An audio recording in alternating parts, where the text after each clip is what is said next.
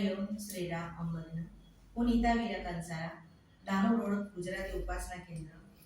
હું આજે તમને ગણપતિની આપણે સંસ્થામાં આપણે ઇકો ફ્રેન્ડલીના ગણપતિ બનાવીએ છીએ લદ્દામાંથી, એનો અનુભવ હું તમને કહું છું. અમે દાણુ ગુજરાતી ઉપાસના કેન્દ્રએ ગણપતિ બનાવવાનું ટાર્ગેટ લીધેલું. તે 35 કે 40 ગણપતિ બનાવીને આપશું એમ અમે કહીને અમે લોકો બધો સામાન અમારા ઘરે બીજે દિવસે બધો આવી ગયો. મારા ફ્લેટના સામેની જ રૂમમાં અમે ગણપતિ બનાવતા હતા.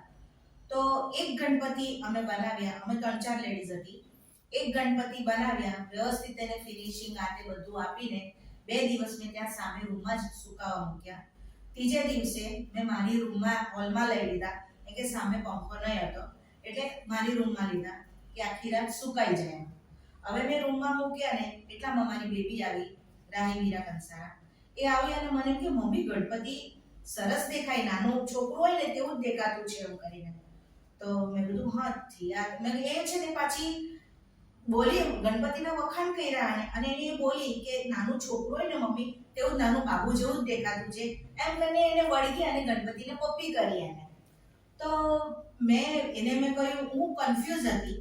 ત્યારે મને એમ થયું કે એને મેં કહ્યું પણ આ ગણપતિ સરસ છે તું એ કીધું, પણ આપણાને કેવી રીતે ખબર પડે કે કોણ કહેશે એમ કરીને કે ગણપતિ વ્યવસ્થિત થયા છે એમ. તો એ થઈ ગઈ રાતની વાત. પછી સવાર પડી એટલે મારી બેબી મારી પાસે આવી અને મને એમ કે મમ્મી મને રાત્રે સપનું આવેલું અને બાપુ મને સપનામાં આવેલા. તો મેં કીધું કેમ, શું કહ્યું બાપુએ તને? તો એમ કે બાપુ મને એમ કીધું કે રાહી ગણપતિ બહુ મસ્ત થયા છે, બહુ ફાઇન થયા છે.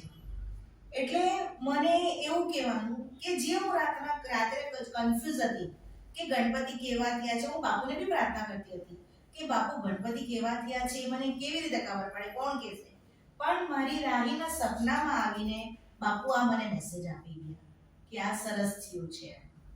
ત્યાર પછી અમે લોકોએ વ્યવસ્થિત 35-40 બધા ગણપતિ બનાવ્યા અને પછી અમે ટેમ્પામાં સંસ્થામાં મોકલી આપ્યા. હરિઓમ શ્રીરામ. શું કહેવા